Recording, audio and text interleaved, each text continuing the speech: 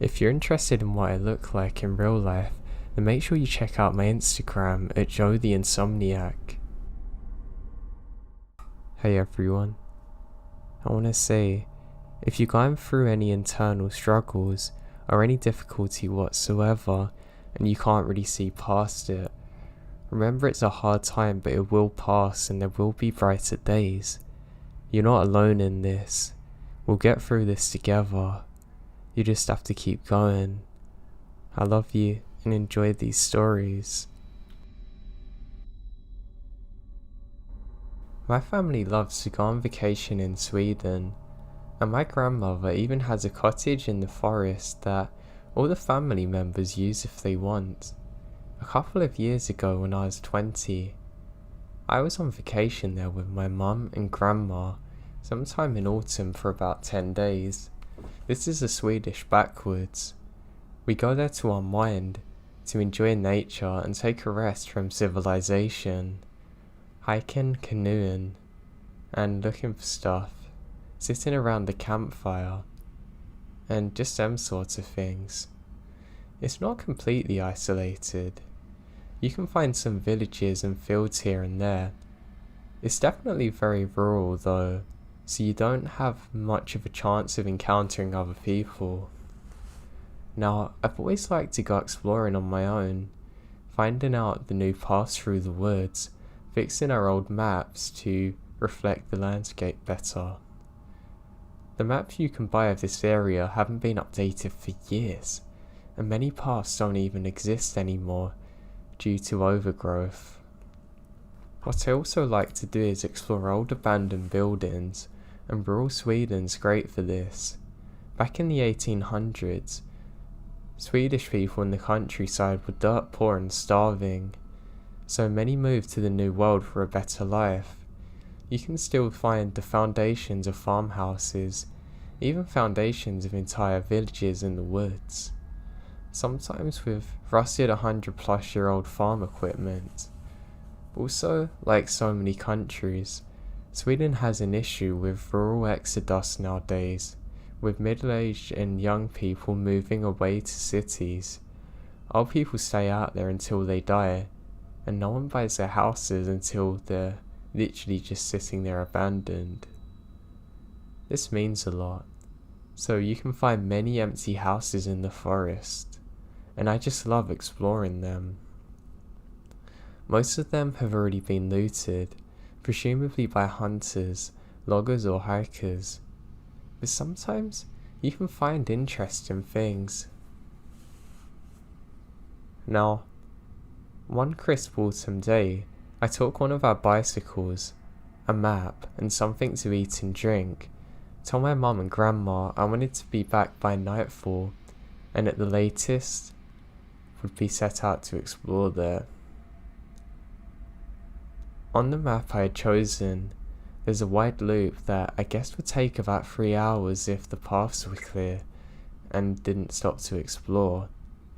But even if I did, I guess I had plenty of time until dusk. I had a lot of fun at first, driving the mountain bike down smaller and smaller forest paths, finding foundations of old buildings and some root cellars that were still intact and some mushrooms. I have some problems with the map though. Like I said, many paths that are still on the map don't exist anymore, so I had to turn back a few times, but mostly I had a pretty good idea of where I was. Of course, that made it all take longer than I anticipated, and when I reached the furthest point of the loop and turned into a path that, according to the map, would take me back and add an hour, the sun's already setting now. At this point, I'm already feeling a bit uneasy, I have to admit, because of my bad time management and because I was worried that I could trust the map even less than I thought. And shortly before turning onto the path, I found some traps in the woods that kinda creeped me out. 3 big cages, each with a platform in the middle that was connected to a steel door in front. On those platforms were some kind of animal remains. rotted black things with bones sticking out, etc. But it hadn't been touched, I guess, since the doors were still open. I had taken a stick and deactivated the traps by pushing onto the platform through the cage bars. When the doors had snapped shut, it was so loud that I flinched. Now, as clumsily as I was cycling along on the uneven ground, I realised the sun setting. I had this uncomfortable feeling that everything around me was sort of aware, if that makes sense. It wasn't the feeling of being watched, not quite yet. It just felt like I had to try and be quiet now, somehow. After a while, I came upon a crossroad in a more open area where I was supposed to follow the path straight. The trees were not so high here, and I guessed it had just been one of the clearings created by a severe storm years ago.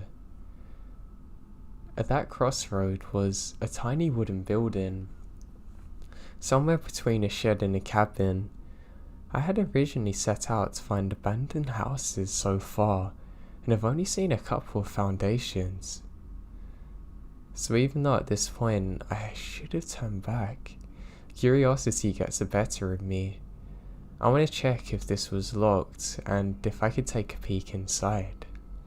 It's not locked, but the door was kind of stuck in the frame for a moment until I could tear it loose. Inside the cabin was a cot, a tiny oven, a mass of taxidermy animals that I've never seen before. They've even taxidermy animals on the cot and on the oven. Now to the walls and ceiling, and the entire inside of the cabin, every inch of it's covered in a layer of black mold. It was so much that some of the animals were there and you couldn't really tell what they were anymore, only guess from the shape. They all looked monstrous covered in that stuff, and the smell was overwhelming. I quickly tried to close the door again, but the wood had warped so much it's not possible, so I left it hanging to get out of there. As I was cycling away from the cabin, I felt so strange. This time, I did feel like I was being watched, and was nonsensely thinking, you should have closed that door. I don't know why I thought that, but it made me uneasy to think the shed door's open. I told myself I'm being silly, because why would it matter? Obviously no one's using it anymore. And about 10 minutes later, the path entered a stretch of older woods with much higher trees. The sun was now close to the horizon, the skies full of orange light. Under the fir trees, it was already getting very dark. I checked my phone to tell my mum that I'm maybe gonna be late, but there's no reception. A couple more minutes into the dark forest and the path disappeared. At this point, I have two options. Try and push through with my bike until I met a logging road that was hopefully on the other side of that stretch of woods and it can take me back. Or return. Go past the mold shed again and try go back the other way. Basically, the second option was not an option for me. As I already said, I kind of had to zigzag and improvise even to come this far, because the map's wrong in every place seemingly. Going all the way back is a perfect way to get lost out there in the dark. But also, I really don't want to go past the shed again. And now I have a sudden aversion to look behind me. As dusk was creeping through the forest, I was getting really paranoid at this point. The uneasy feeling crystallized into the idea that I've disturbed something there. Because I've left the door open, it's following me. I know it's stupid, but I can't shake the feeling. Going back past the shed, past those traps, and then through the ruins of that old village, past the open mouths of the root cellars, in the dark. Getting lost in there with the feeling of something possibly on my trail. No way I'm going back. You might even get lost trying to go through the woods in front of me. And I would have to push, maybe even carry my bike. For the woods don't seem to stretch too far in front of me, only left and right, so it seemed like the better option. I was just hoping at this point the supposed logging road on the other side's still there. After tearing through some barbels for a bit, I found what I guess might be the remnants of the old path, because the ground was sort of lower there, and I tried to follow that until I come upon another set of ruins. The foundations of some farmhouse presumably. Behind that, the ground slopes down into a marshy area, with birches that seem very white in the gloom under the trees. At this point, I stopped to listen. I still don't want to turn around. I couldn't hear anything, but the feeling of being watched, being alone, only increases at this point, and I felt like something was coming for me. But like the forest itself was somehow aware of my presence, listening, watching, like it was being deliberately quiet. I was feeling so scared that I didn't even try and talk myself out of the feeling anymore. I just accept it as what I'm dealing with now. I had some leftover food in my backpack, half a sandwich and some sesame snacks. And then, the mushrooms I found earlier. I took it all out, laying it on a stone, on one of the walls that surrounds the ruins. I then said something along the lines of, "Please let me go, I'm really sorry. I won't come back here again. I just want to go home, please. I'm sorry." Or something along the lines of that. And after that, I grabbed my bike and went down into the swamp, still looking back only partially. Luckily, it turned out it wasn't a large swamp or anything. Really just a wet patch for about 200 meters until the ground sloped downwards again, then upwards. Still, it took a while because of the bike to get out of and really hurt my calves. And I can't really see anymore and was constantly stepping into puddles getting stuck. When I emerged on the other side, I was absolutely soaked in sweat, and my heart is absolutely pounding. And then, wouldn't you know it, the trees opened up, and there it is, the logging road. I could have cried with joy and relief in that moment. I stepped onto the road and turned to look behind me, but I can't even see the swamp through the trees now.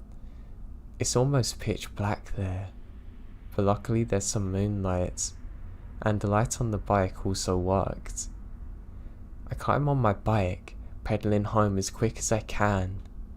About half an hour later, I even had some cell phone reception for a moment, so I can call my mum and tell her what happened. Well, I told her I got lost.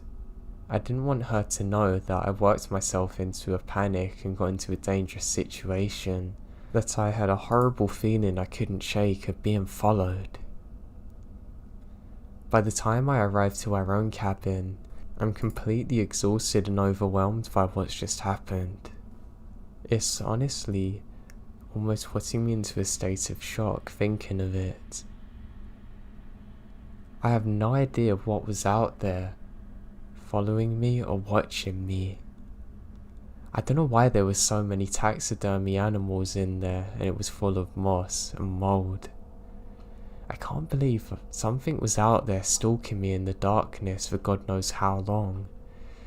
I've never had a feeling like it in my entire time out in the wilderness since, or before then. It still gives me nightmares to this day.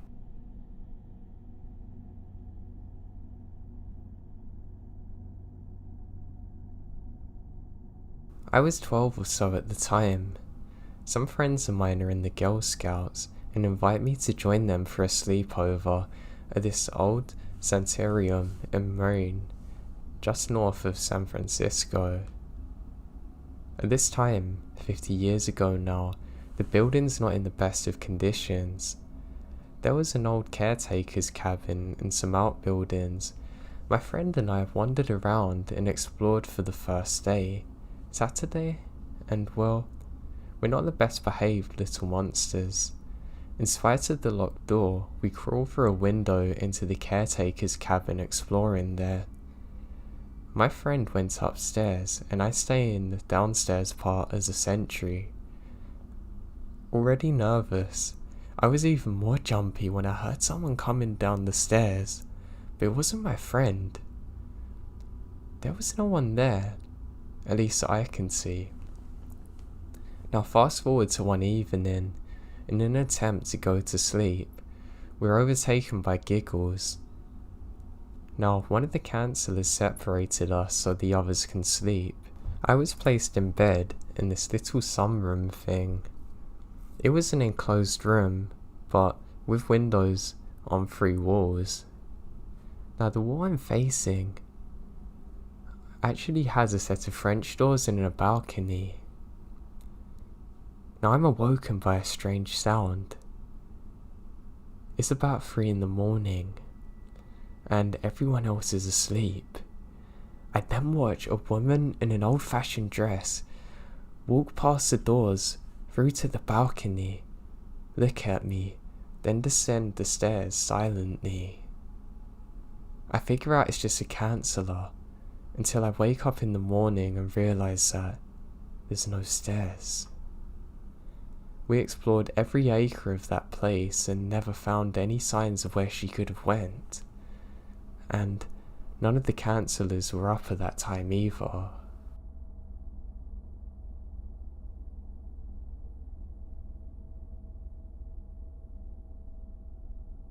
Now I'm not one to believe in the paranormal, but I had one experience I simply cannot explain in any other way.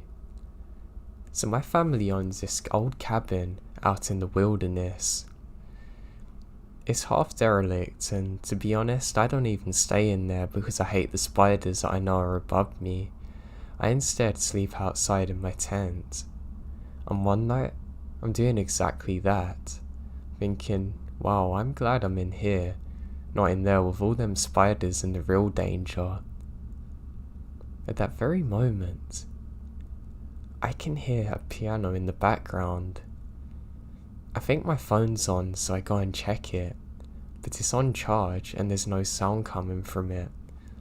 I unzip the tent and I can see a torch and a white piano. I've rubbed my eyes because this makes literally no sense to me, and this is where the sound's coming from. I pull out my binoculars and sure enough, there's a piano with a torch next to it, and sound coming from it. Hell no, I think to myself. I look around for people and see no one. I go inside the tent again, going to get my rifle because I'm very scared now.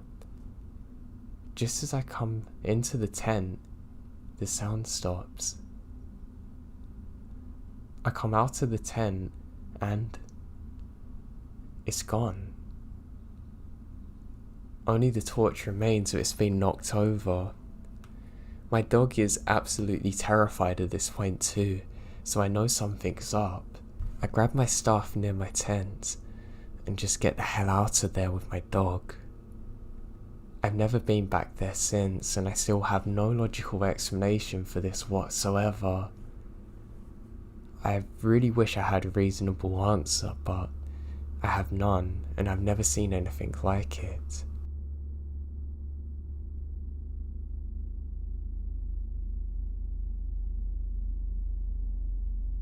Me and my dad, and younger brothers and mum were all staying in this lovely cabin, out in the forest, one winter. It was close to Christmas time, and we love staying out there. We're a wilderness family, and my dad's big on hunting, so This was a great time for us, and I have a lot of my most fond memories here. Now one night we're staying in the cabin, and my mum just can't sleep. My dad says she's just being paranoid and that she could go back to bed, but she refuses to. Just as I wake up, and my brother does to hear this, we hear an extremely high-pitched sound that we've never heard before, and literally, all of the windows simultaneously blow out on the cabin. My mum and dad don't take a second to react, rush us into the car. My dad gets his shotgun and does a quick sweep around. He can't find anything. I never seen him look so scared, and hops back into the car, and we drive out of there. A few years later we get the windows replaced, but we end up selling the place. When I speak to my mum and dad about it to this day, they still get very scared and say they really don't have an answer for what happened.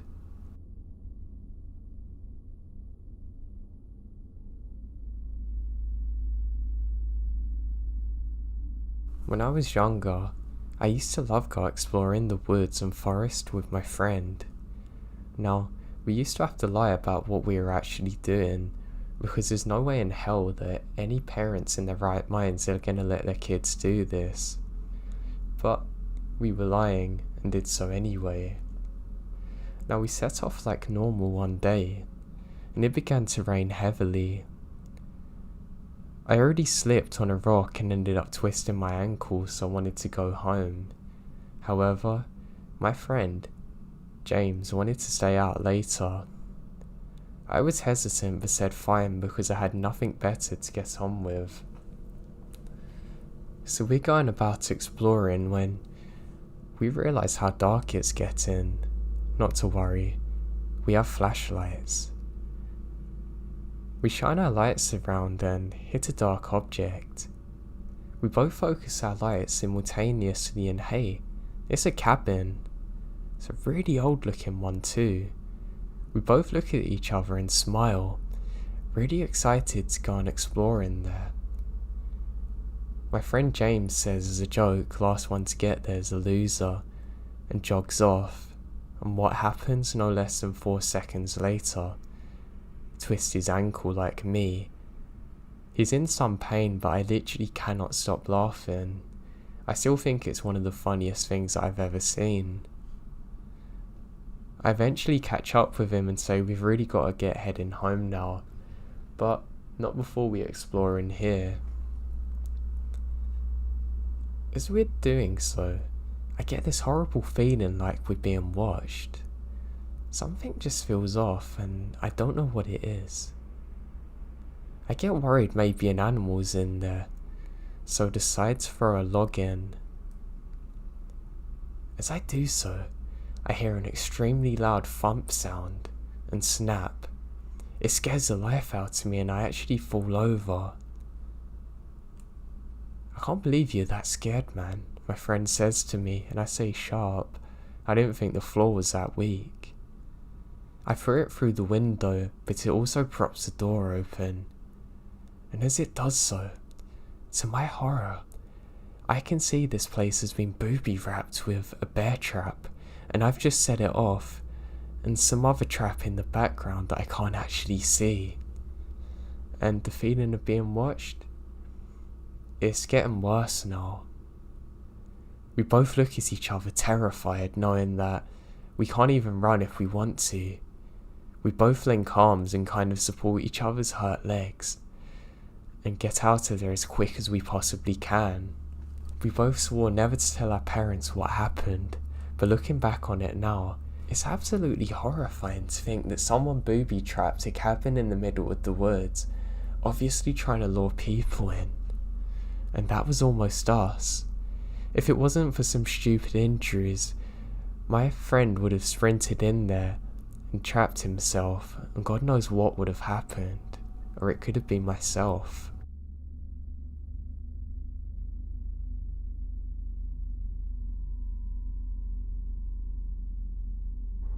Over the years, I've had a handful of scary stories, but by far, This is the most weird. I grew up in the south, with tons and tons of beautiful places to see that haven't been taken over by concrete yet. It's nice, but along with that, it's boring. Being a teenager, I wanted to go out and have fun, led to mostly improvising with your buddies and hoping something good will come out of the night. There wasn't really a local spot to go hang out at like a club or cool bar, and the places that were close to this were boring because you did them so many times. I'm sure if you lived in a rural area, you can understand that feeling completely. Something that I found is a ton of employment in as a teen was just cruising around super late listening to music. I would fill up my gas tank, grab something to drink, and I would just drive around until the sun came up. It's just a way for me to clear my head and relax. The country roads were always fun to drive around at 2 AM. Well, one night, I absolutely get more than I bargained for. I can't remember what month it is exactly, but I know for a fact that it's summertime because I'm out of school, and I also remember it being a comfortably chilled night. So, if I was to guess, it had to be around June or August. I was cruising around like I always did and was worry-free, having my music blaring in my zone. I decided to head down to a park out of boredom. This particular park is at the very end of a long stretch of desolate country road, but is a really pretty drive because of that. When I say desolate country road, I don't mean that it's some dirt road that goes through the woods or anything crazy. By this I mean that it's a normal paved road, but there is nothing on it after a certain point. The entire road takes about 20 minutes to drive down to get to the park, and after about 10 minutes into the drive, houses start to spread out further and further to become no houses, and just a road leading to a park. I think a lot more of the reasons I like driving at night is because how crazy it looks, and it's kind of an adventure. The park isn't open for camping or anything. It's mostly just a lot of land with walking trails and biking trails set up through miles of woods. So obviously at around 3 in the morning it's pretty dead. I made it there and just did a slow normal little loop around drive of the park. The night before it stormed so badly I remembered my parents had to take shelter because of a possible tornado. There ended up being no tornadoes, but the storms are rough. Because of this, I came up to a fallen tree in the road that looped around to the exit on the other side of the park that must have been where the storm was.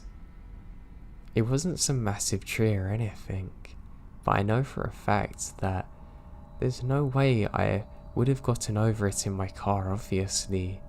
It's pitch black everywhere, besides the front of my car because of my headlights, and because of that, I immediately ruled out backing up the entire way. I just drove when I entered that way. I knew it was super dangerous and there was no way. At this point on the road, there was flat land on either side of me. I figured that it would make the most sense just to back up in the grass beside me a little and then drive back the way I came. It was a one-way loop around the park, but I wasn't really worried about going out the wrong way since it's so late. So I started to back off the road so I could just turn my car around. All was good until I went to pull up back on the road. I totally didn't take into account how wet the grass was and the amount of mud. My car goes nowhere. My back tyres are completely stuck, and they're spinning in place. I was trying to floor the gas pedal. I start to become pretty scared at this point. Not the most ideal of situations to be in. I immediately take out my cell phone out of my pocket, but I've got no service.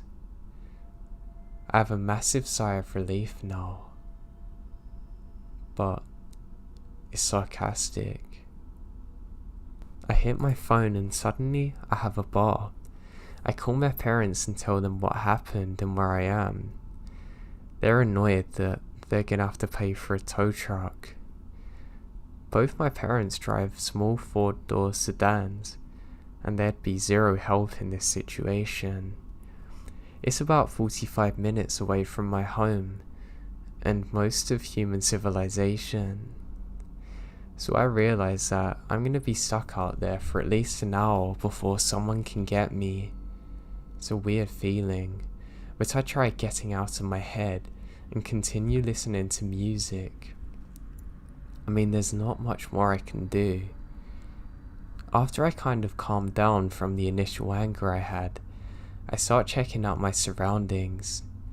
I didn't even notice at first because of what's going on, but in front of my car's placement is a field full of mostly deer from what I can tell.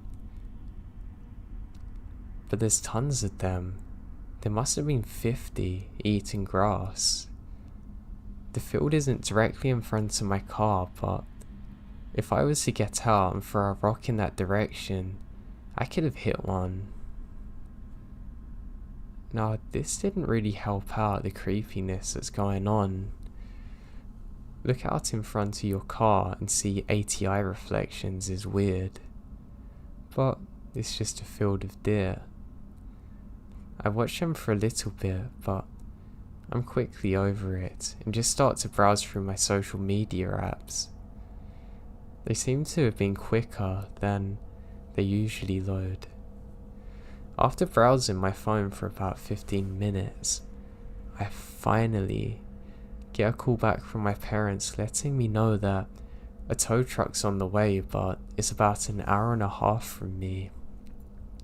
Still to this day, I remember hearing and having the thought, you gotta be kidding me. I understood that me and only me was the reason that I'm in this situation, so I can't really be mad at anyone else. But that was very obvious and not what I want to hear. I decided that the smartest thing for me to do is to make sure my doors are locked and lay down and sleep for a bit. So that's what I did. Okay, here we go. So I wake up 45 minutes later to the feeling of being watched. I'm not sure if anyone's ever experienced this before, and I don't know how common it is, but it's as though a sixth sense has went off in your head telling you you must wake up.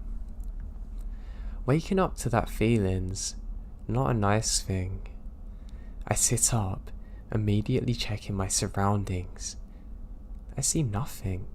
I look through my car very quickly for any sort of weapon, finding a pocket knife. A pocket knife.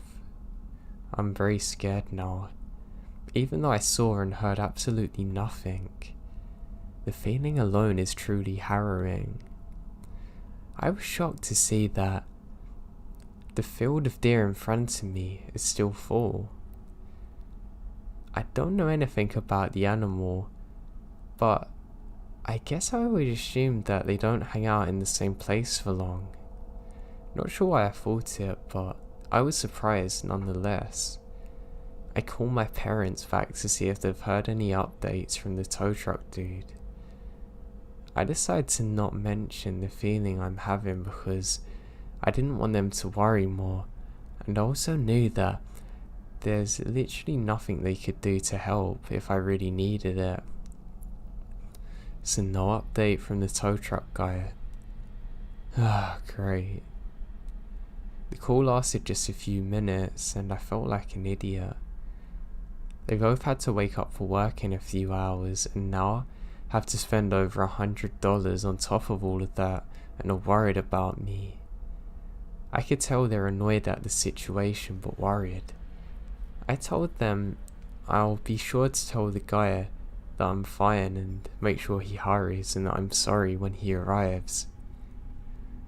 We hung up, and I looked from the phone and immediately went from 0 to 100 in panic mode. The deer in front of me are all completely perked up, staring in the same direction in front of them. Let me remind you that there's around 40 deer in this field. Every single one stopped dead, standing still, staring. I put on my high beams and stared, waiting for anything to happen. Nothing. I tapped my horn real quick. They don't even budge. They are completely still, glued to what's by them. The way the tree line was, I couldn't see that far over. I knew that they're looking into the woods by them, but where, I can't see. I could hear my heartbeat now. I grabbed that stupid pocket knife, just waiting for something to happen. I would say it was about a minute after I honked. Every single one of them in unison starts to run the opposite way, at full speed. I mean, within literally 20 seconds, the field's empty. I'm petrified in fear. I knew staying in my car is the safest thing to do, but it's the worst feeling being a sitting duck. My head's on a swivel. I was freaking out in every possible way. I assumed that it's a bear or something, but it could have been absolutely anything. I was convinced at that point it was the devil himself. I don't know what to do. I knew the tow truck was close by, but I have no idea where he is. I begin to shake because of nerves and look around to make sure nothing's by me. I'm focusing on the field in front of me. I did this for what felt like an actual eternity, sitting in complete silence and complete darkness in the middle of nowhere, waiting for someone to jump out and attack you. 15 minutes go by, and I start to see lights break through the tree line. As I get closer, I see the tow truck guy. The lights on his truck felt like Jesus coming from the heavens to rescue me. He gets up to me, and I jump out of my car, immediately asking if he has a gun. I told him very quickly what's happened, and something's definitely out nearby. He let me know that he had a shotgun in the truck and assures me that it's a bear or bobcat. He gave me the whole, they're more scared of you than you are of them crap. The tree was small enough for him to sort of bulldoze it out of the way with his truck, and then he attached my car to his, pulling me out of the spot I'm stuck in. He was very nonchalant about what I experienced, but I'm badly shaken up. The whole time he was doing this, I still have my eye glued to the field, just waiting for something to happen. Anything. He was completely done with everything in about 15 minutes, and he told me to follow him out to his truck to the main road again. I get in my car and was ready more than anything to get out of here. We start to drive away from the spot I was in, my head on a swivel, completely shook up. As we're driving away, I look in my rearview mirror. We were down the park road just a tiny bit, but I could still see the spot I was stuck in, partially lit up from the vehicle's lights and the moon. I watch in my rearview mirror, and a man comes out of the tree line where my car was, walking into the middle of the road, watching us drive away. My heart stopped beating, legitimately. I lost my breath. My eyes start to fill with tears because how absolutely terrified I am in this moment. I couldn't see any kind of details of what he looks like, or even necessarily what he's wearing. To be honest, I don't care. The feeling that I felt driving away from that spot, knowing that he was right there the whole time watching me. Watching me as I'm freaking out looking around. Watching me as I'm completely alone for a long time. Maybe even coming up to my window, watching me asleep. That's a feeling that is something I can't necessarily put into words. All those years later, it still messes with me. The entire time we're driving off, as long as I can see him, he doesn't move. He watched us in the road. A million things are going through my mind. I was scared there may have been multiple people watching us. I tried to figure out if I should start beating on the horn like crazy or not. I decide that all I want to do is get out of there, more than anything. The second we finally got out of the park and was able to be on a 2-lane road again, I fly past a truck driver doing nothing but 70 the whole way home, flying through stop signs, driving like crazy. I don't care. The only thing on my mind's home. I get inside, running there, very quickly acknowledging my parents and saying sorry and thank you. I went to my room, don't get a second of sleep. I was researching for any records of these things happening here. Escaped convicts, similar stories, etc.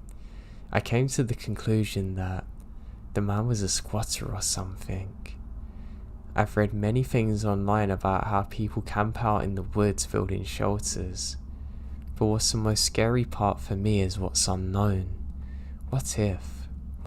There's so many possibilities. I never told my parents this story until years later after it happened, and I'm already an adult. It freaked them out. I never went back to that park or area again, ever. Even though I no longer live there, I will never go back there. And God forbid that this person's call anyone else out there. Even typing this, I'm having chills up my spine. I hate that this happened so much. I hate the fact that I was asleep there, so vulnerable and completely unaware of the danger around me at the time.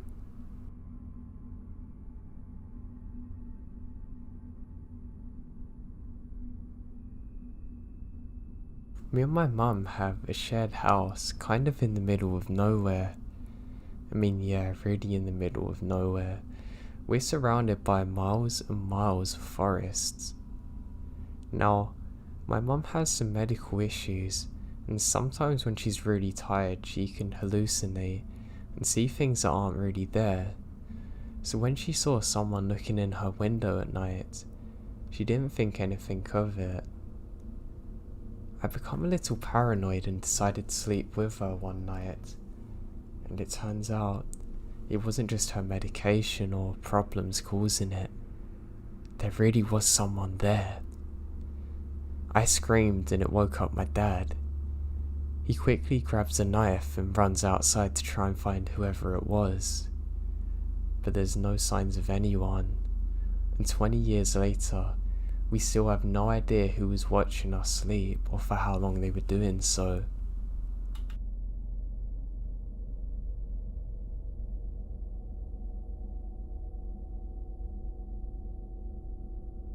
So just over 10 years ago, I was fresh out of college and moved back to my parents' house for the free rent/food for 9 months or so before I was leaving the state for graduate school. Now my parents are super chill and gave me my own space in the house, but being a 22-year-old single guy and living at home with my parents is certainly not ideal, but I didn't have any other options, so I started looking for some work to pass the time and save up money. Anyway, so summer turned to winter and I haven't found anything solid, but by then I desperately needed to spend some more time out of my parents' house, so I start looking for some part-time gigs to do, and find some light bookkeeping for a small business owner guy that my dad knew. I didn't really want to do it since it didn't pay well, and it was short term, and wasn't even a real office setup. But then again, since my parents live in the middle of nowhere in the Midwest, I knew I had limited opportunities to make money, and this guy was going to pay me well too. About that time, a friend of mine in the city said that if I just paid him $200 a month and tied it up, he'd basically let me crash in the living room until I moved out of state. That's all I need to hear. I took the job. So my dad's friend had a construction type business that helped out with building stuff a little, but was ultimately more focused on renting out a few bobcats and large augers they owned. Also other various drills, then odds like generators and stuff.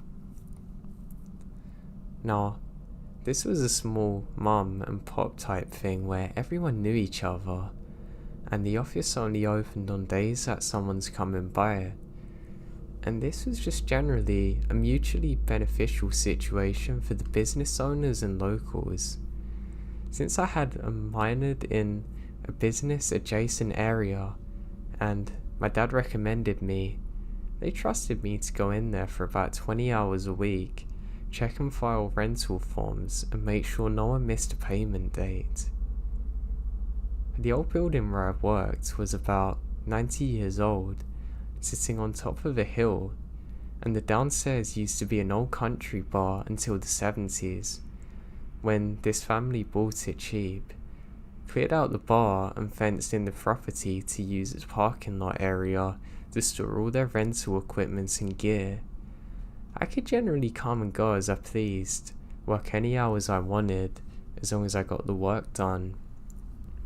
So if things were slow and there weren't any rentals for a couple of days, I'd usually go in after 7 and stay around midnight or 1, since I knew I'd be alone and could listen to music and do what I wanted. The office I worked in was on the second floor of the building above the old bar and looked out onto the long driveway. From my seat, I can easily see out of the window, and once or twice saw a family of deer or raccoons scamper by, and I always glanced out when I saw movement since it's noticeable. So up here, it's incredibly remote, very still and quiet, so if something unusual occurred, or something felt off, I would definitely notice. Now one night during winter, it snowed a few inches, and my dad told me to stay in case it causes the roads to be bad, but I had an old SUV, and more than that I just really wanted to get out of the house, so I went to work at about 8 PM, and was going to stay until after 1. I always left the gate open at the bottom of the hill since, believe me, when I say no one ever showed up because we're in the middle of nowhere, I really mean it. I think the nearest occupied house was about 2 miles down the road, and to even turn onto our short road, you had to only be coming to our Pacific building. It was a locals only type thing too, so I'm jamming away to Fallout Boy. Now everyone makes mistakes when they're young, and having coffee watching the snow outside, when I see an orange reflection there. I'm confused, but it looks interesting. At one point, around midnight, I went downstairs to the big bathroom to do my bathroom business, then coming back upstairs and getting settled into my work. I probably did about 5 minutes of work when I glance outside and see a huge imprint of something in the snow, just below the light. It seemed like a massive dog or substantial animals rolled around there. Since I didn't notice it 15 minutes before, it had to have happened while I was in the bathroom, or maybe back when I was focused on work, since I would have seen that movement for sure. I just shake it off and assume maybe a dog or farm animals came here. It's around 2 in the morning, it's time to leave. And as always, I got out of my car, unlocked the gate, and to be honest, I'd pretty much forgotten about the imprint. But when I looked down, I'm shocked to see that it wasn't just somehow disturbed snow. It was undeniably the imprint of a human-made snow angel. If you don't know what a snow angel is, it's when you lay on your back and move your arms and legs, and it appears to be an angel. I used to do this as a kid, so I 100% knew for sure what it was, and it was deliberately made underneath the light post. But it wasn't from a kid, it's from a very large person, or at the very least, a normal-sized adult wearing tons of layers of big winter clothing. I look up and saw what I already knew, that whoever had made this snow angel could easily look up and have seen me through the window. So they must have been staring at me to do this. Why else would they have done this here? Now I definitely would have seen or heard someone if they drove up to the building. Someone walked deep into the middle of nowhere in the freezing cold to do this for miles. Literally stopping in front of our building, then doing a snow angel. Weird.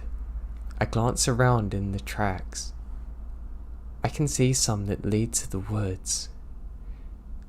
It's clear the person didn't use a road, but instead came from the opposite side, which made me instantly uneasy, since the side was just trees and darkness for miles and miles.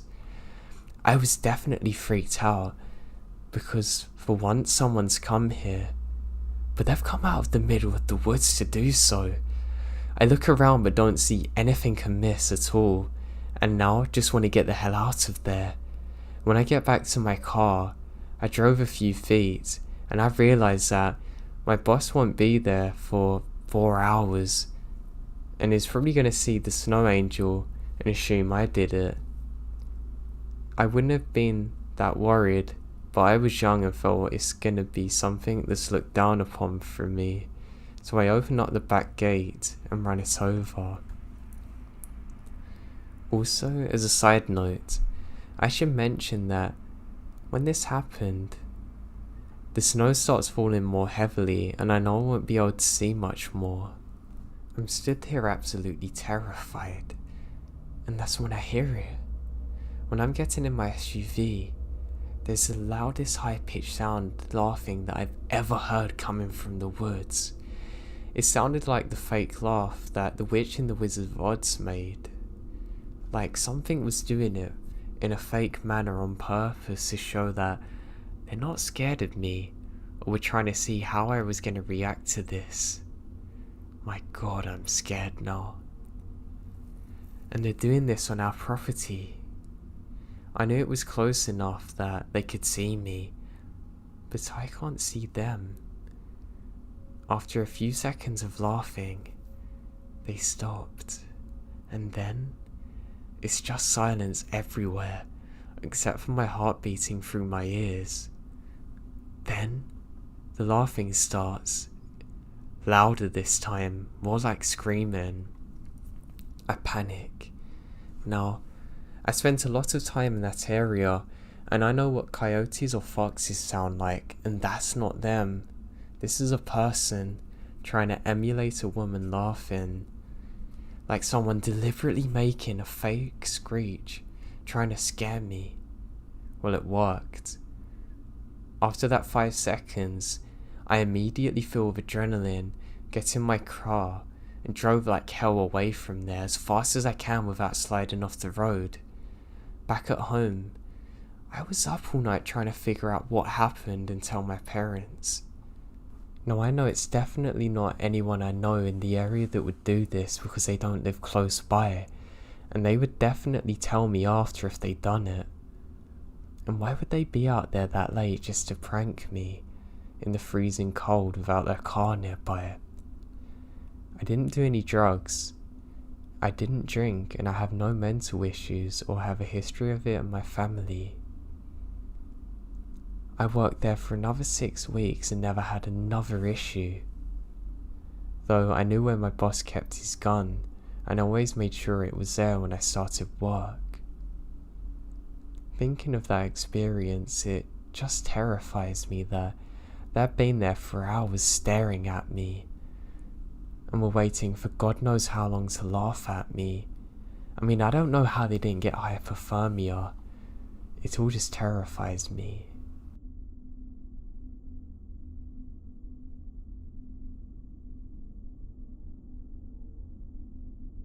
Well, where do I start?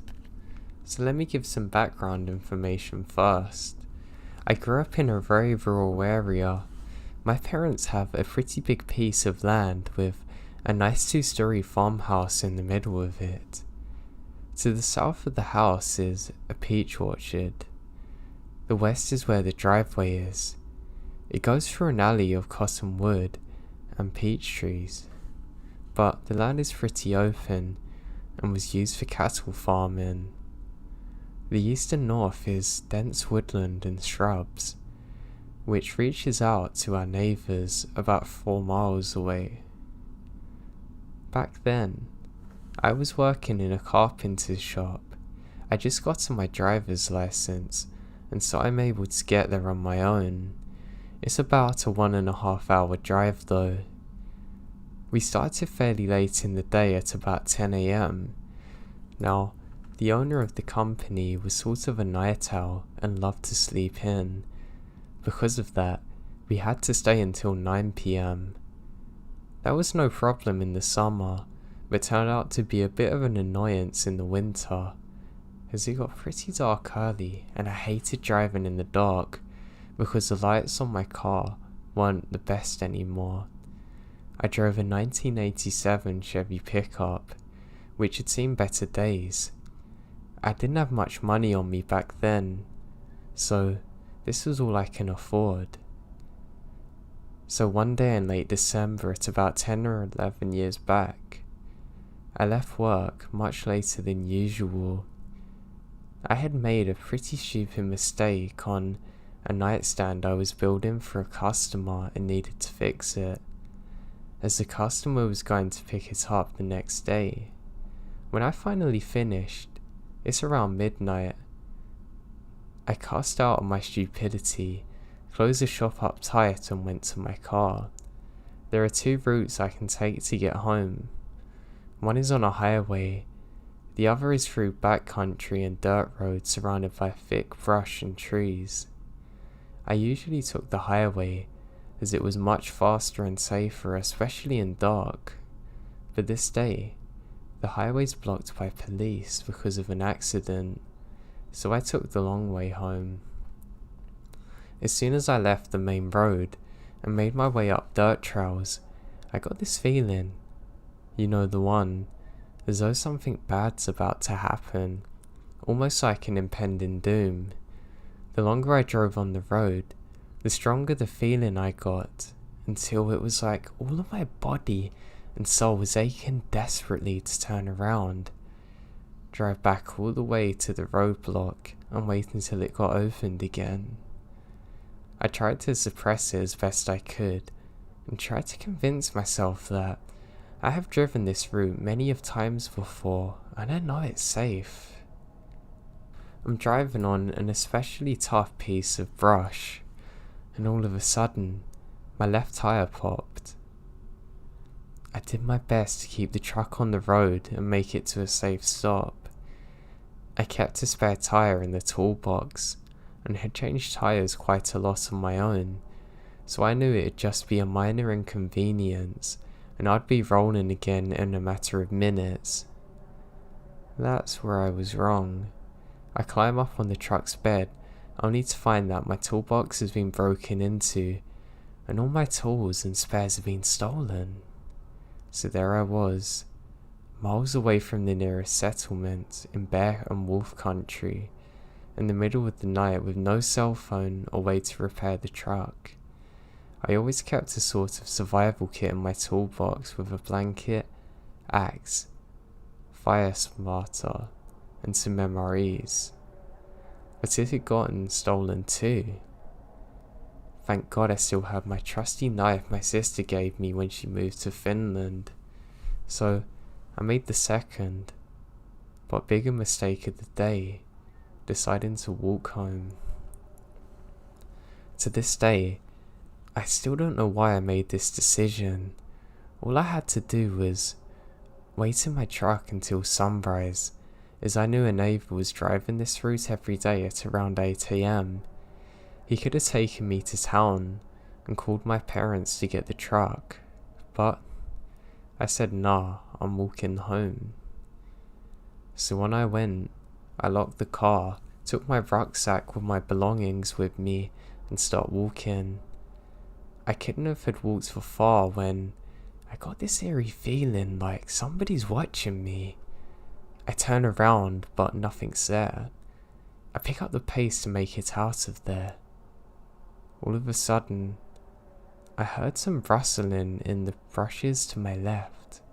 I call out if anyone's in there, but of course, I get no answer.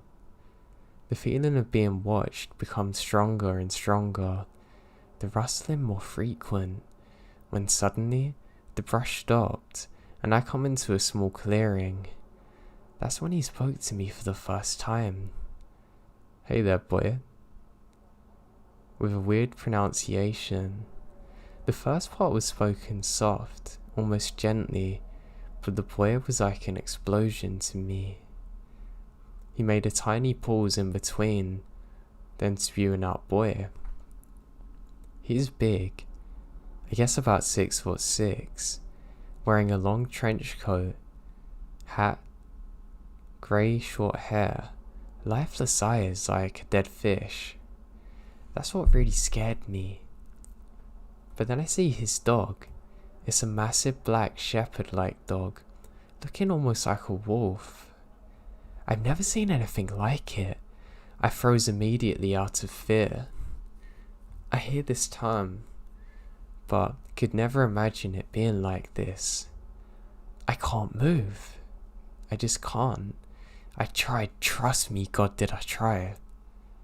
"What you doing there, boy?" he said to me. "Don't you want to talk to me, boy?" I still can't move a finger, but my mouth slowly starts working again. I told him about my truck, how I'm going to try and walk home, but I don't think he was able to understand a word I'm saying, as I'm stuttering and slurring the words because of fear. He made a step towards me, his dog fixated on me like prey. He came so close I can smell this weird smell. Now there's something else I can't quite point out. I still stood there, unable to move. He took a deep breath, closes his eyes, almost like he wanted to remember the smell of fear radiating from me. He started to grin. Not a genuine, honest grin, but one of those whose eyes weren't involved, like he was somewhere else.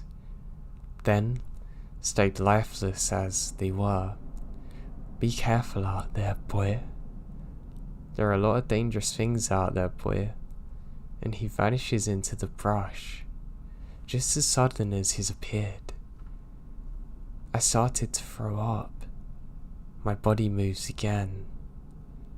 All of a sudden, my knees feel weak, like I can't bear the weight of my own body. I collapse to the ground. My whole body starts to shake uncontrollably, and I sob with relief. As soon as I regain control over my body once again, I run. I ran like I've never ran before. I ran all the way home, which is quite a long way. I can't describe the feeling of relief coming over me when I saw the old familiar porch lights coming on and I reached the edge. "Hey there, boy," I hear again. My heart skipped a beat. I scream in sheer terror, and I knew that this is going to be the end of my life. I freeze again, so I didn't stop running. God, I ran and ran and ran, and never even bothered to look back. Only when I reached the warm yellow circles of light cast by our front porch did I dare to look back. And there he stood, on the edge of the woods like he did on the clearing, with his wolf on a leash. He grins at me creepily again. I fumble out my keys as my parents locked the back door at 8 p.m. Unlocked the back door and stumbled in. Only when I've locked the door do I feel safe again. I went upstairs to my room and made sure that all of the windows were locked and the doors. When I look out of the window, he's gone. I told my dad about this when we got to the truck the next day, and he knew nothing about it. I've never been in graver danger than that. The sheer size of him was scary enough. I'm just thankful that I got out in one piece.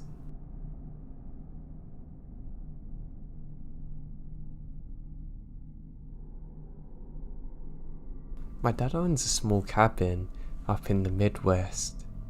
Now, it was snowing heavily at the time of this incident. I was staying there on my own. I liked how secluded it was, so I could really free my mind there. One night while I'm staying there, the snow's falling heavily. I just love looking outside the window, relaxing. I have the small fire going.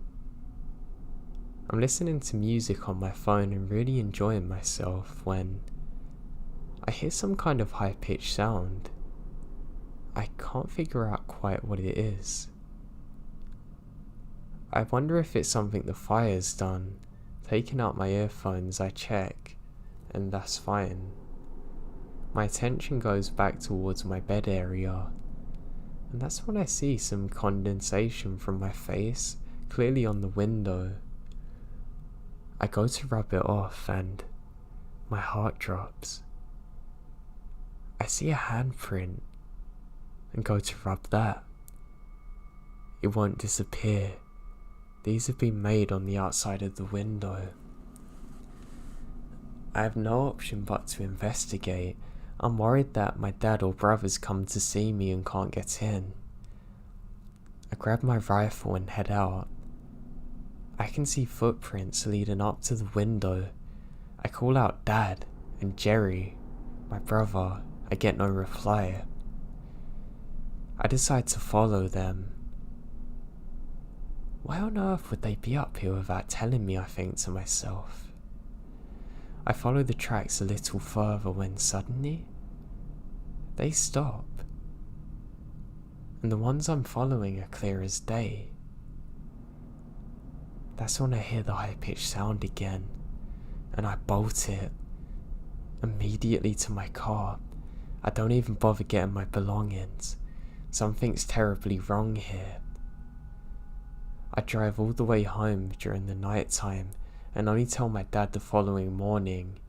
Him and my brother are both at home, nowhere near the cabin. Now what's worse is they've also reported hearing some weird sounds and seeing strange lights at night. To this day I have no idea what it was, but it terrifies me so much.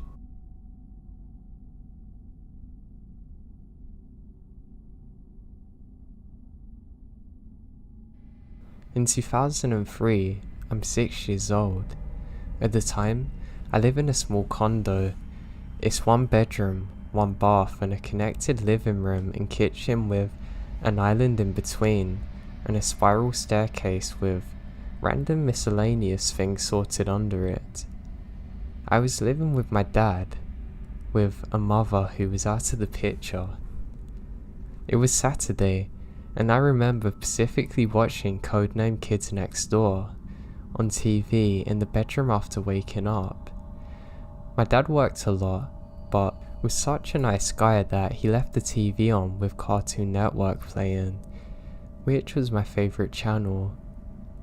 During a commercial, I got up to go pee, and even though I knew I was home alone, I closed the door out of instinct.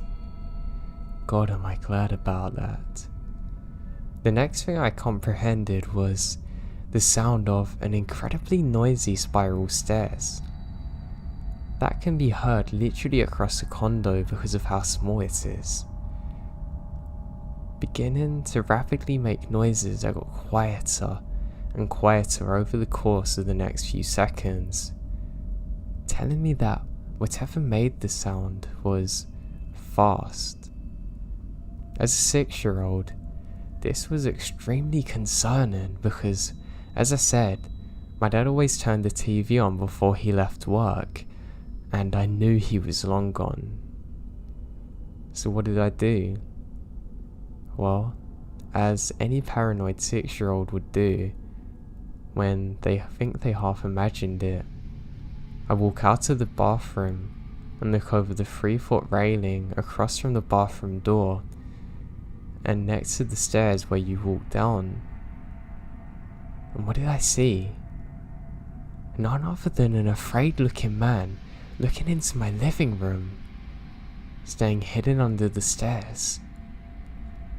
After being terrified in the bathroom, I made a distinct effort to be quiet, so there's no way he knew I was looking at him. But he more than likely knew I was in the house somewhere. Practically guaranteed now.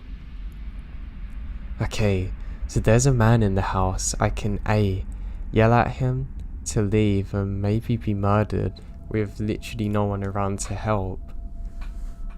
Or B, I can hide, and I opt for B.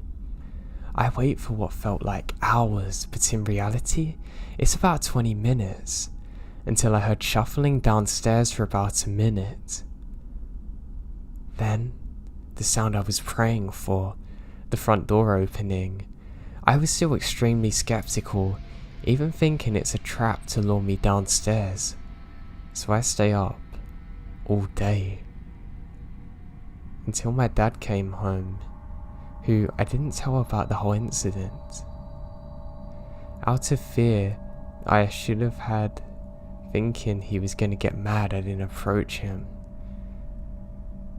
The crazy part? Nothing valuable was missing from the home. But you sure as hell know that I checked under the stairs every morning for the next 4 years of living there. Why he was there I have no idea. How he was there, I think he come in through a window, but I'm not sure. It's just truly terrifying though, thinking of it now.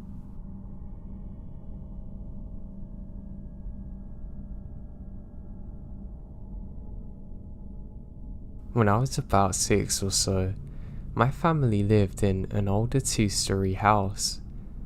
My stepfather would be the first to tell you about the spooky house and the vibe it had. I often felt strange things happen, but only once was there ever an event with multiple witnesses, yet no explanation. My parents went out one night and left my older brother in charge of my younger and I. The master bedroom is upstairs, and my parents left the window cracked. Now we're all relaxing in the living room, and outside, the wind had begun to pick up. I was already on edge because of the noises the house makes in the wind. My mum was very religious at the time. In the centre of the bed, after making it in the morning, she placed her large, hardcover King James Bible. It weighs a good few pounds. Well, as we're watching TV, we heard an extremely loud thump. We all look at each other, all knowing it come from upstairs. We go to investigate, and there on the floor is her Bible. We check the room, no one's there. And not enough time for someone to get back out.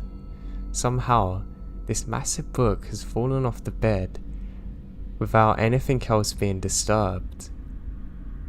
We left it as it was, and our mum questioned us about it when we got home. My dad checked the window inside for evidence of anyone, but there was none. Nothing was taken or disturbed, only the Bible.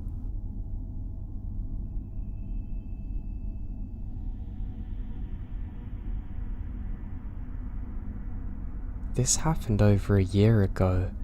Our oldest son, Camden, was 3 at the time, and our youngest son, Connor, was around 5 months old. It still gives me chills and still makes me uncomfortable even walking by it. It was January evening in PA. It was dark outside with a couple of inches of snow on the ground. We had just finished eating dinner, and I planned on giving our little one a bath. My husband drives trucks for work, so isn't home very often. It is me and the boys during the week. Now Caden's in his room playing with a toy at the time, and there's a sliding door leading to a deck. A little detail, we have no sensor or even porch light on that side of the house. At the time, we didn't use the deck at all, only to use our grill during the summer months. It is not close to the sidewalk or the next street over though, so basically it's an open space of yard off that deck. Anyway, Caden was playing in his room, waiting for his turn to have a bath while I brought Connor into the room.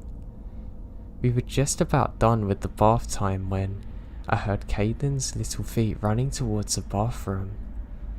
He stands away from the door and says, "Mum, there's a man looking in the side door.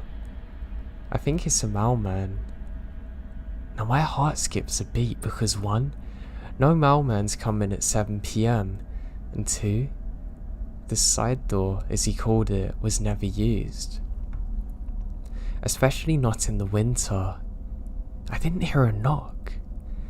I began to sketch myself out, more by thinking about how there's no light there, and one person is literally gonna have to walk through the yard in the snow, walk up the back stairs of the deck, and go to that door where the front porch light was on.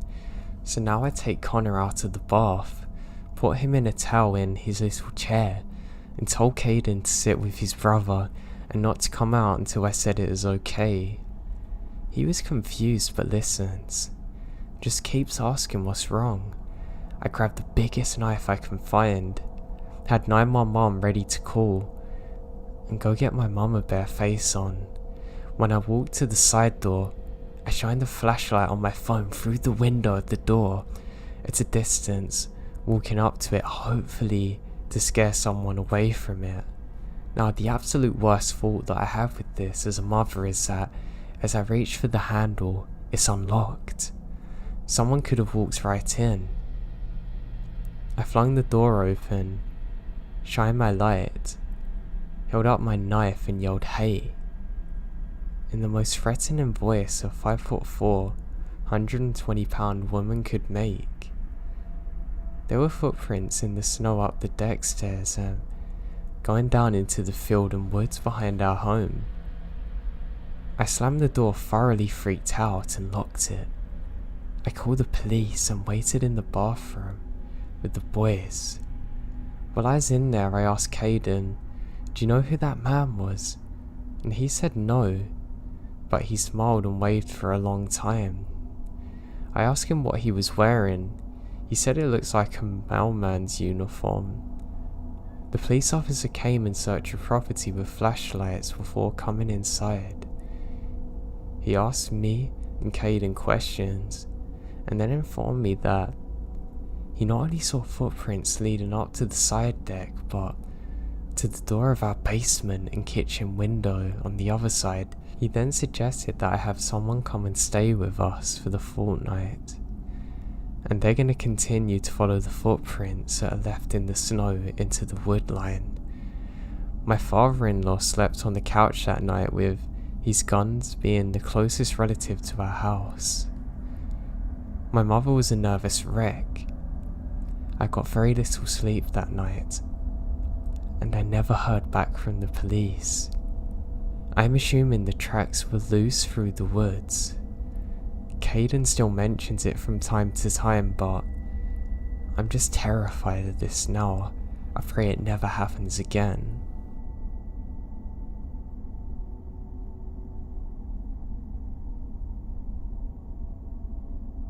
This happened a while ago, so my recollection can't be word for word, but here it is. I'm a teenager. Me and my mum live alone. We basically live in the middle of nowhere. The nearest town is a little less than an hour away, and even being close to a gas station is a very hard thing to find here. We're literally miles away from anything. I know everyone who lives near me, and we rarely ever see new people in our area of the woods. So just seeing someone who isn't familiar is suspicious enough. So this is pretty creepy. Now a couple of years ago, it's the middle of the night. Me and my mum are night owls. We like to be awake from midnight to 6 AM, the period that most people are asleep for. My mum was watching TV in the living room. I was using the computer in the kitchen. The kitchen and the living room are basically connected, so I wasn't too far away from her, only a few feet. The front door leads to the living room. It's a door with 9 windows, so it's pretty easy to see in. My mum looks towards the door, and she saw somebody staring at her through the window. He's wearing a hood that obstructed almost all of his face, and my mum jumped, and she of course walked into the door, asking him what the hell's he doing. According to my mum, he looked pretty young, but she could barely see his face. The man said something along the lines of, "Can you help my car please?" in a tone I can only describe as miserable and off-putting. Even though it was dark out, there should have been a light from the car. As you can see, there's no car, and the man's holding his pockets really tight. My mum said no and apologised, causing him to grip whatever's in his pocket even tighter. So tight it makes his arm tremble. He stayed for a few more minutes and then swiftly disappeared. Throughout the night, maybe 1 or 2 hours later, we'd hear slight weeping, but we didn't see anyone at any of our doors or windows. Now I may be making an assumption here, but I can only assume it was a weapon he was holding in his pocket. This was a creepy as hell experience. It's safe to say that he was blatantly gonna lure my mum out of the house to do God knows what to her. A year ago, there was a very small metal plate jammed between the front door strike plate and the piece that goes inside of it. We have no idea how this got here, but the metal stopped the doors from locking. So I'm assuming it was put there so someone can get in later. I'm worried these things are related. I hope this never happens again.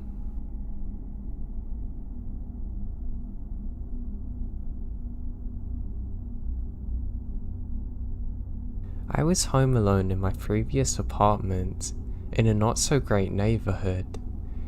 My apartment was on the ground level and my bedroom's facing a back alley. A dumpster sat less than 2 car lengths away. Homeless people often rummage through it. Now just before dawn one morning, I hear a tapping on the window. My back was to the window, my eyes are now wide open. It's still dark outside, and I sleep with my lamp on, and my worn out vertical blinds are missing a slate, causing a gap. So now it's clear in my mind that whoever or whatever the source of the tapping could now see me lying in bed, plain as day. The tapping was brief, maybe 5 or 6 taps. So I spent the next 5 seconds or so frozen, bizarrely trying to convince myself it was something / anything else but a person watching me and tapping on my window. Please God, let it be an animal. But then, what happened? Now I was faced with the terrifying reality that someone had been watching me through my window in the dark for God knows how long, and he'd decided to tap on the window. Had one of the homeless people become aggressive during their dumpster dives? Something told me that nothing good was going to come from this. Now remember, my back was to the guy, so I sat up slowly, rubbing my eyes, pretending that I'm too groggy to hear him. I stand up hazily, made my way out of the bedroom as I was going to the bathroom or something. Once I was out of his sight, I ran to the phone and dialed 911, considering whether to forget my embarrassment of being in my t-shirt and underwear, and bolting out my front door, which is out of sight from the intruder. I just wasn't sure if I could outrun whoever it was, or whether anyone would help me if I couldn't. Before I make a decision, I hear a loud pop of my window being pried open. I thought my heart would jump through my chest. At the same time, I could hear my upstairs neighbour Mike descending down his stairs. I opened my door a few inches and peeked out to ask for his help. Mike's a big guy, and I heard he was trained in martial arts of some sorts. He didn't hesitate to respond, hustling to the back of my apartment to see what's going on. Within seconds, I heard rumbling and someone being thrown against a wall to the bushes. A few moments later, Mike came out to my front door telling me not to worry again. He'd beaten him up pretty bad. I wanted to believe Mike, that the would-be intruder was maybe dumpster diving, but that he would never do so again. But it gets worse. It wasn't a homeless person according to Mike. When the guy escaped, he ran to the front of my building, hopped into a red sports car and sped off. My neighbourhood isn't a red sports car kind of place. The police later told me that the intruder's likely someone who's seen me before and is stalking me. So window tapper, I still wonder what would have happened if you got inside and Mikey wasn't there to intervene. I don't know if you still follow me, and because of that, I'm scared.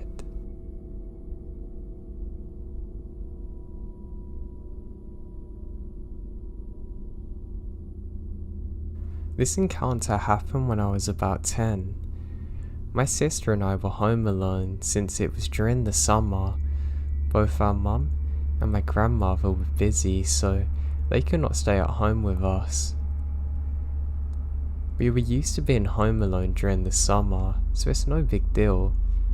The only thing we could do was not go outside or open the door to anyone.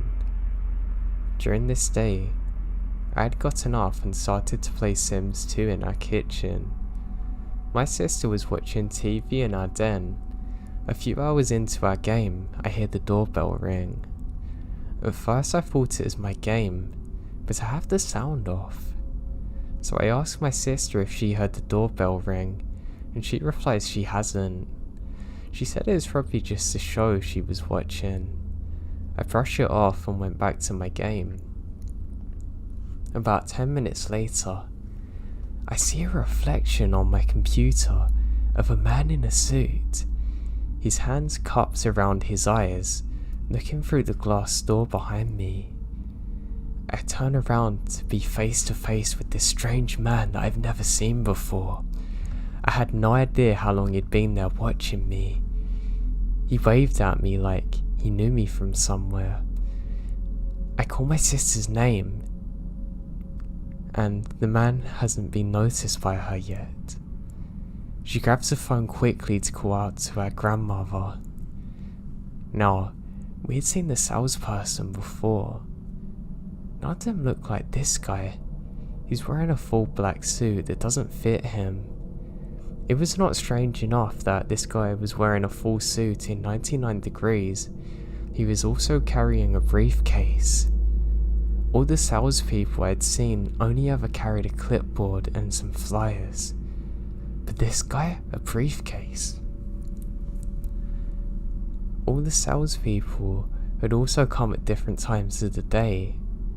The next flag that came with this guy, he walked around our house coming to the back door, which during his little trip, you would have seen that there's not a car in the driveway, indicating no one's home.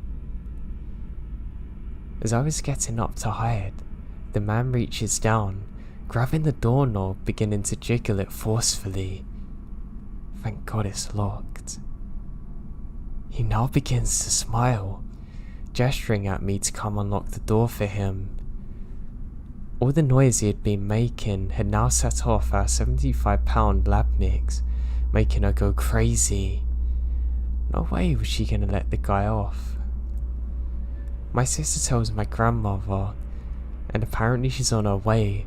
She wants us to hide in the back of her house until she could get home. My sister hands me the phone, then turns into the kitchen to grab the biggest knife we have. I can hear her yelling at the guy that we called the cops. She comes back into the room and we shut the door. She tells me after she lied to the guy about calling the cops, but he starts laughing.